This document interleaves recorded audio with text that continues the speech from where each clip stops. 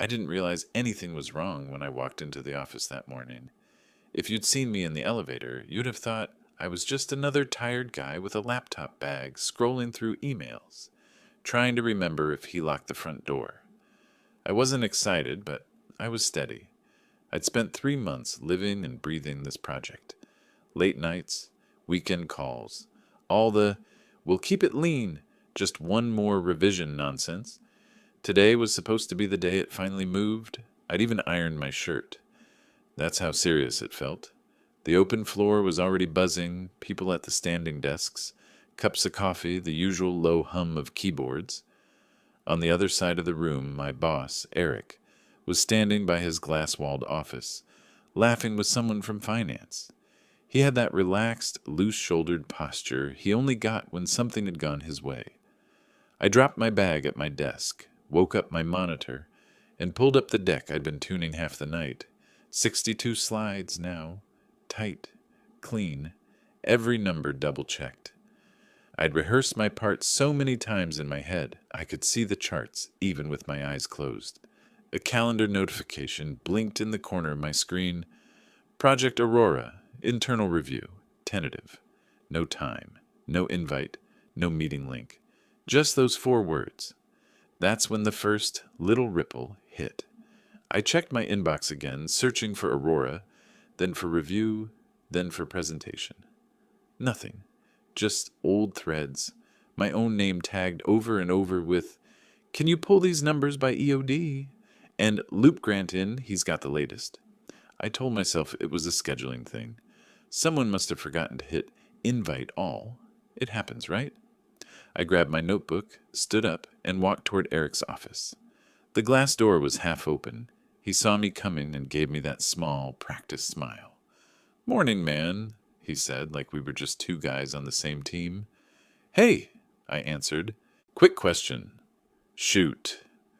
I was still giving him the benefit of the doubt when I asked, "So when's the project presentation?" He didn't even pretend to think. He just smirked. That tiny lift at the corner of his mouth he uses when he knows something you don't, and said, "Oh, it already happened." For a second I thought I misheard him. The words didn't fit. "What?" I blinked.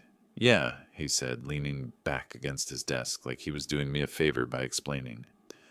"We ran through it early this morning. Just a small internal thing, nothing major." Oh, my brain did a weird stutter, like a video buffering. Early this morning, I'd been at my desk at 8:45. I hadn't left. Nobody had called. Nobody had pinged me. The project folder was still open on my computer. "You presented it?" I asked. Slowly, like I was checking my own understanding. He shrugged. "I walked them through the high-level stuff. Yeah, they don't need the whole technical deep dive yet. We'll loop you in later when it's more detailed." The deck on my screen flashed in my mind. The drill downs, the risk analysis, the alternate scenarios. The high-level stuff didn't exist without the work I'd done. "Who was them?" I asked. He pushed air through his nose. A half laugh. "Leadership, you know. Couple of VPs, product, finance. It came together last minute. I didn't want to drag you in for a 30-minute chat." Drag me in. Like I was some intern he'd be doing a favor. I felt my fingers curl around the edge of my notebook. "I've been preparing this for 3 months," I said. I kept my voice low, calm. The words felt heavy. "And you did great," he replied immediately, like he'd been waiting for that opening. "Seriously, the material was solid. They loved it." I stared at him. "You used my deck." "It's our deck," he corrected, still smiling. "Company deck. Team effort." "Did you tell them I led it?" I asked. Something shifted in his expression. Not guilt. Not exactly. More like annoyance that I was making him work this hard this early. "Grant," he said in that patronizing tone I've heard him use on junior hires, "you know how these things go. They don't care who clicked the mouse. They care that we're aligned and that the numbers make sense." My heart was beating faster, but my face stayed blank. It's a habit you pick up when you've been the reliable one for too long. You learn how not to show the crack when it starts. "So there was a leadership review for the project," I said, "and you didn't invite me." "It wasn't like that," he said. "It was just a small touch point. I got pulled in. They asked about Aurora. I walked them through it. That's all. You're overthinking this. I thought about the notification I'd seen. Internal review, tentative. Someone had put that on the calendar. Someone had typed those words. You had it scheduled, I said. There's an event on the calendar. Eric's jaw tightened for a fraction of a second. It got locked in late, he said. Look, I'm not going to fight about this. You did the work. I represented the work. That's literally my job. I watched him say it like it was the most reasonable thing in the world. Like stealing a conversation was the same as supervising a timeline. A couple of people walked past behind me, heading to their desks. One of them glanced in, then looked away quickly. I suddenly felt very tall and very alone, standing in that doorway. How did it go? I asked. My voice sounded distant to my own ears. He brightened immediately, like a button had been pressed. Good. Actually, really good. They see potential scope expansion, maybe additional funding. They want a refined version of the deck by next week with more concrete implementation steps. Refined version, more work, my work. And who's doing that? I asked. He laughed. You, obviously. Come on, man, this is still your baby. I just carried it into the room.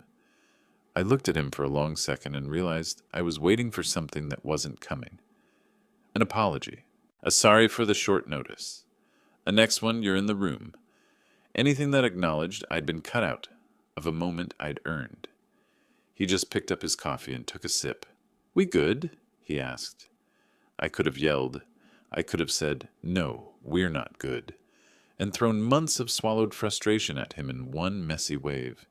Instead, I felt this strange, clean sort of quiet slide over me, like someone had turned the volume down in my head.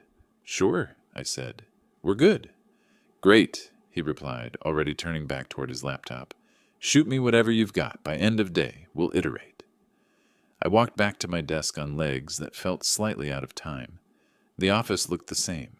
Same potted plant wilting in the corner, same hum of the air conditioning, same whiteboard with half-erased notes from a meeting nobody remembered. My monitor woke up as I sat down, the presentation still open, waiting. There's a particular kind of humiliation that doesn't come with yelling or public scenes. It comes with being quietly left out of the room you helped build. Nobody points. Nobody laughs. They just talk around a space where you were supposed to be. I stared at the title slide. Project Aurora, Integrated Rollout Proposal. My name wasn't on it. I'd never put it there. Doesn't matter, I told myself 100 times. If the project works, everyone will know. Apparently not. Across the aisle, Mia from Data looked up from her screen. Hey, she said. You look like you swallowed a stapler. Everything okay? Yeah, I lied automatically. Just didn't sleep much. She nodded and went back to her dashboard. The world kept moving. Emails kept landing. At 10:07, Eric sent a message to the team. Good job on the prep, everyone. Leadership likes where Aurora's going. Next step, tighten execution plan. Let's all support Grant as he refines the deck. Support me. I read the line 3 times. My hands hovered over the keyboard, then dropped to the desk. On paper, nothing terrible had happened. I still had my job. The project was alive. My boss had even said, good job, in his way. If I told this story out loud at lunch, someone would probably shrug and say, that's just corporate life, man. Pick your battles. But sitting there with his email glowing on my screen and his voice still in my ears, I felt something else. Not anger, exactly. Not yet. More like a hairline fracture in the version of reality I'd been carrying around, because for the first time since I started working there, I didn't believe him. And that was the smallest, quietest thing. It was also the beginning. I didn't say anything for the rest of the morning. Not to Eric, not to Mia, not to anyone. I worked. That's what people like me do. We work. We finish the spreadsheet. We fix the slide layout nobody notices but everyone relies on. We show up and we act like nothing cracks under the surface. But that wasn't the end of it. By noon, little details began popping up like weeds through concrete. First, I found a shared folder I didn't recognize. Aurora Prelim Internal. Created at 7:42 a.m., edited at 8:03 a.m., closed at 8:29 a.m., right when the small touchpoint happened. Inside were 3 files. One was a trimmed version of my deck, stripped of all the detailed slides, all the models, everything technical. The second was a notes document with bullet points I recognized verbatim, my own lines, my own phrasing, the little metaphors I'd dropped into comments late at night to help myself remember. The third file was what hit hardest. Talking points. Eric. I opened it. I shouldn't have. But I did. Every section began with language that made it sound like he had been steering the project since day one. I worked with a team to gather preliminary numbers. My analysis suggests I prepared a direction that aligns with our Q3 objectives. My analysis. He didn't even bother softening it. I sat back in my chair and stared at the screen. A quiet heat started behind my sternum, low and steady. Not rage, something colder. Something that didn't burn, just spread. A message pinged in the team chat. Mia. Eric just said leadership might upscale Aurora. Didn't you push for that last week? Before I could type, Eric replied in the thread. Yeah, I've been pushing for that direction for a while. I watched the dots appear under his name, then disappear, like he considered adding more and decided he'd already said enough. I closed the chat. That was the moment the irritation settled into something heavier. Around 1 p.m., people went for lunch. I stayed behind. The office was quiet enough that I could hear the copier clicking 3 rows away.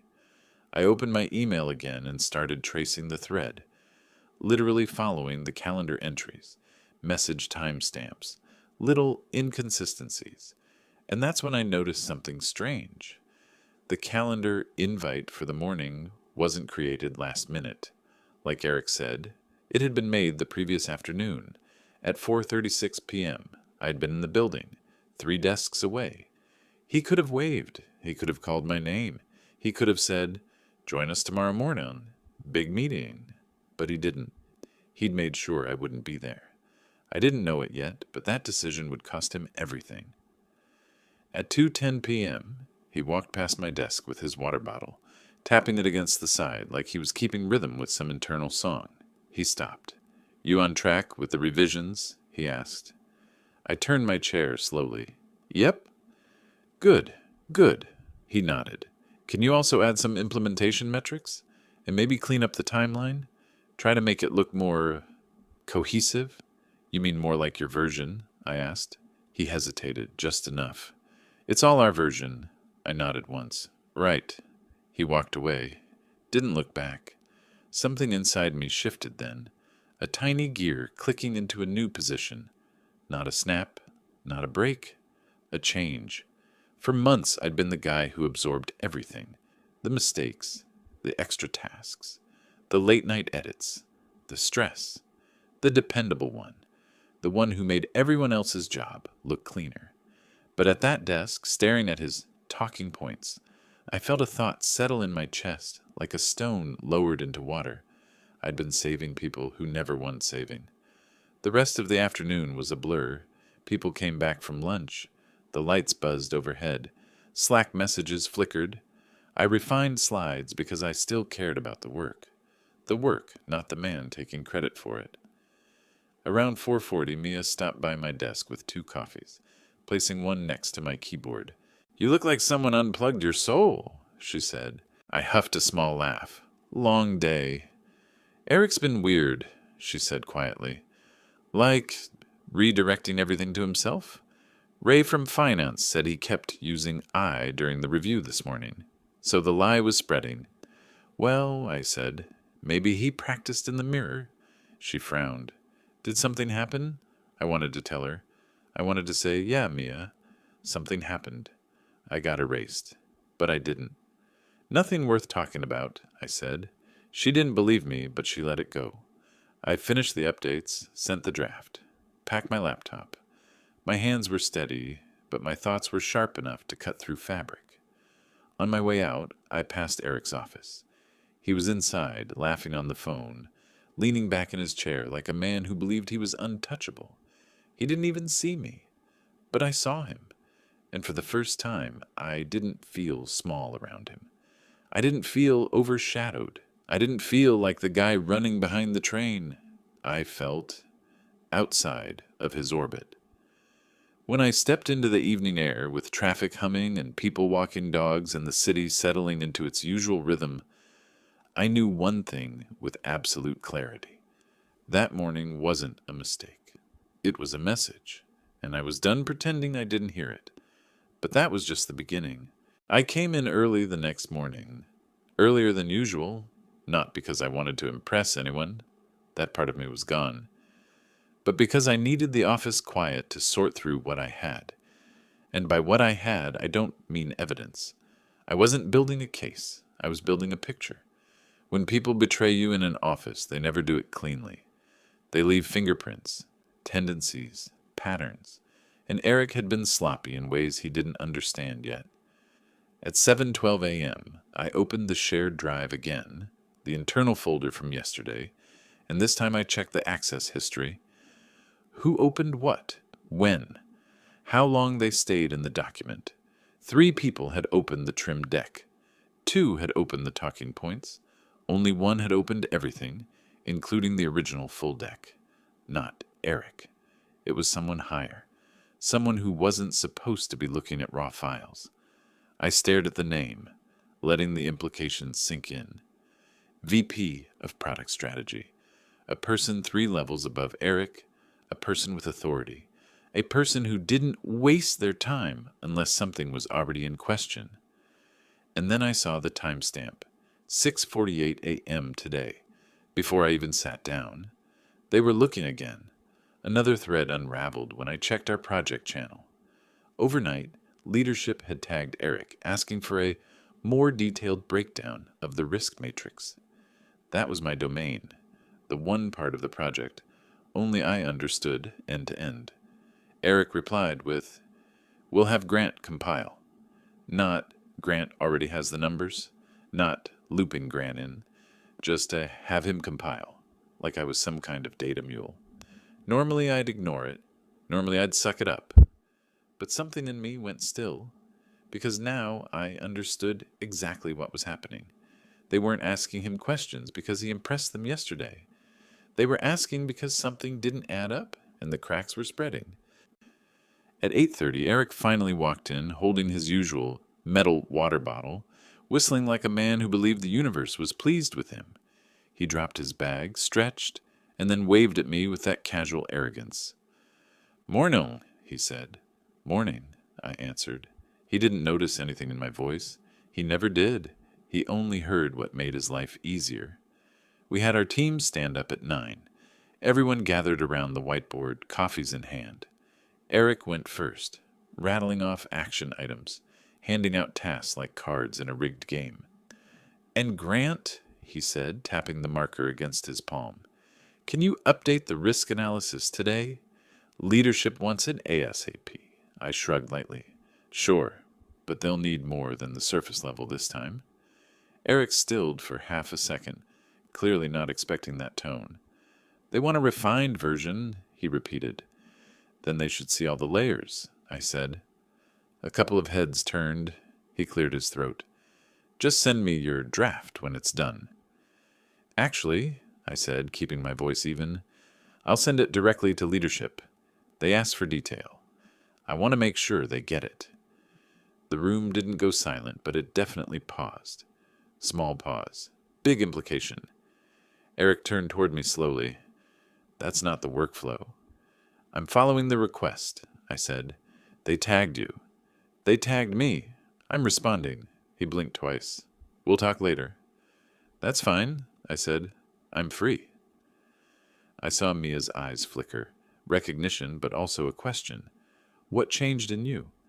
Around 10:30, the next clue dropped. A message from the VP. "Grant, can you walk us through the original projections from your model? The version presented yesterday had gaps." There it was. The word. Gaps. Eric, of course, replied first. "Sure, we can clarify." But the VP ignored him. "Grant, send over what you have." I felt something in my chest loosen. Not relief, not satisfaction. More like a strap being unbuckled after years of being too tight. Eric leaned against my desk, voice low. Send me the files first. I'll send them to leadership, I said. They asked me directly. He forced a smile. We need consistency. You should have thought about that yesterday, I said quietly. His jaw twitched. For the rest of the morning, I worked like a machine, not out of fear or panic, out of clarity. I pulled up every version of the deck, every buried table, every assumption he'd tried to simplify into nonsense. I packaged it cleanly, professionally, undeniably. And at 12:14 p.m., I hit send to leadership, to finance, to product, to Eric. No commentary, no accusations, just the truth.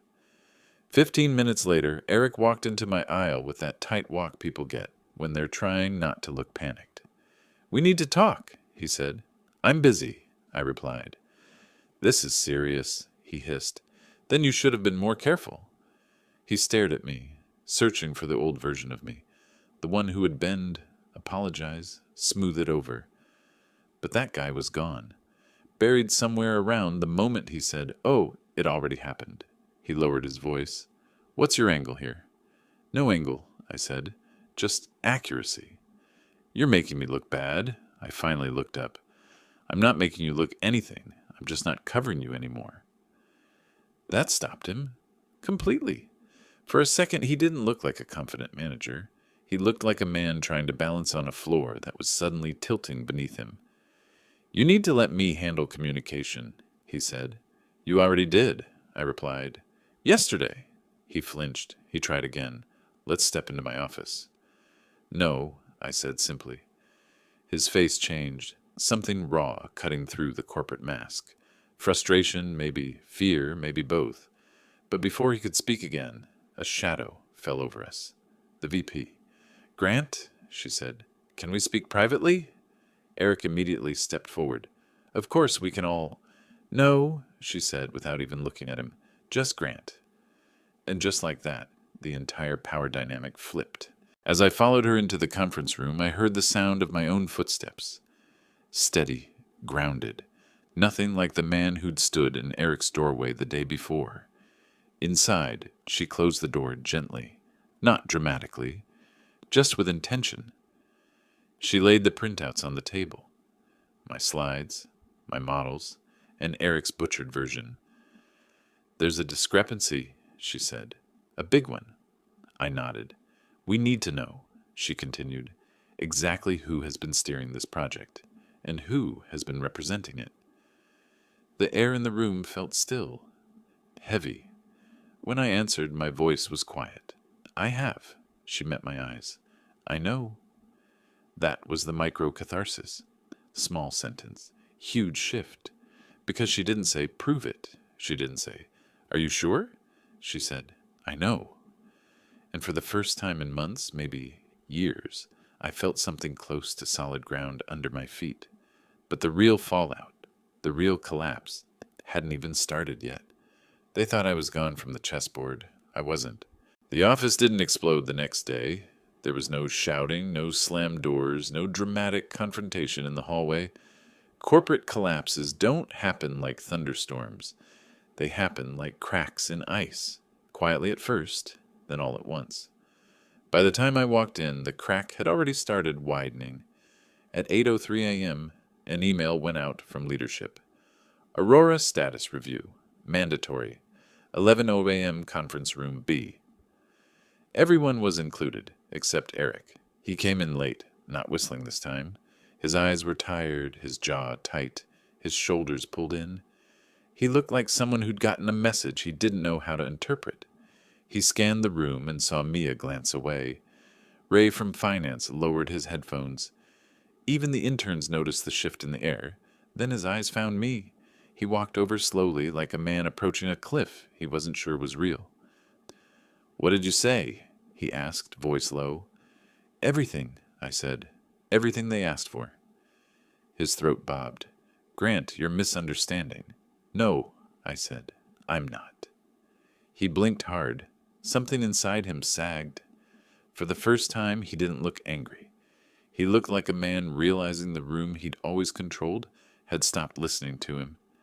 At 10:58, people started filing into the conference room. Mia touched my elbow as she passed. A simple gesture, but it said everything. We're seeing it now. All of it. I walked in last. The VP sat at the head of the table. Finance on one side, product on the other. Empty chair at the end. Eric's. Leadership didn't even wait for him. The VP began immediately. We reviewed the materials from yesterday, she said, and we found several inconsistencies between the version presented and the actual project foundation. She didn't look at me when she said it. She didn't need to. Additionally, she continued, there was concern about misrepresentation of ownership. A soft murmur spread around the table. Not dramatic, just quiet acknowledgement. Then she looked up. Grant, walk us through the full sequence. My hands didn't shake when I reached for the clicker. My voice didn't crack. I'd lived this project for months. Every choice, every contingency, every number, they weren't memorized. They were part of me. As I talked, people nodded, asked smart questions, took notes. Real notes, not the polite scribbles they pretend to make when they're bored. And somewhere between slide 18 and slide 32, the strangest thing happened. I felt calm, not triumphant, not vindictive, just steady. Like the version of myself I kept trying to earn finally showed up and sat in my chair with me. When the walkthrough ended, the VP closed her folder. This, she said, tapping the materials, is the standard we expect.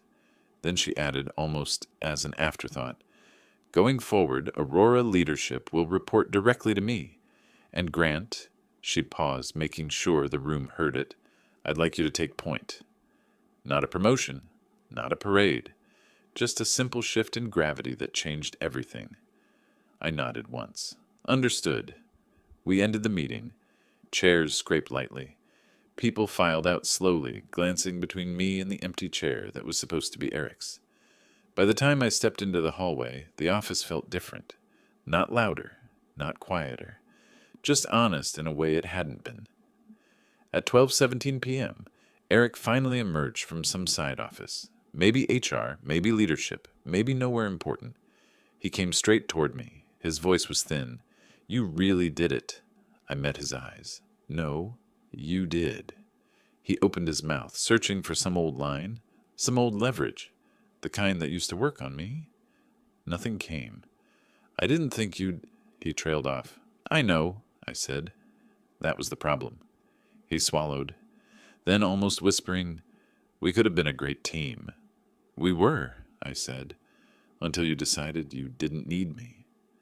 He didn't argue, not once, just breathed out, quiet and defeated, and walked past me toward his office.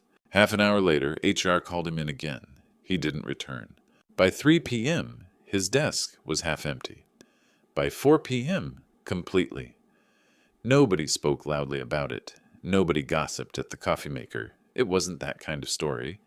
It was the kind where people see a man fall into a hole he dug himself and quietly step around it. At 5:12, I shut down my computer. The office was mostly empty. The sun set through long orange lines across the desks. I packed my bag slowly. No shaking hands. No adrenaline left humming in my bones. Just a quiet settling inside me, like dust after a remodel. On my way out, Mia caught up with me near the elevator. You okay? She asked. Yeah, I said, and I meant it. You deserve today, she added. I didn't answer that. I wasn't sure it was about deserving. It was just about telling the truth and stepping out of the way while it did what truth always does. Outside, the evening air felt cleaner than usual. Maybe it wasn't. Maybe I just finally had space to breathe in it. I walked to my car, tossed my bag in the passenger seat, and sat there for a moment. No music, no phone, just silence. The good kind. The kind that means something is finally over. People think revenge feels like fire. Heat, rage, something explosive, but it doesn't. Not when it's real. It feels like quiet, like a room with the windows open after being shut for too long, like a weight you didn't know you were carrying suddenly gone. Eric lost his position, his access, his reputation. All the rooms he used to walk through like he owned them, not because I pushed him, but because I stopped holding him up. I started my car. Tomorrow would be the first day of the project under new leadership. My leadership. No speeches. No victory laps. Just work. The honest kind. I pulled out of the parking lot and let the evening settle around me, warm and calm. Peace isn't loud. It's just the absence of someone taking credit for your life.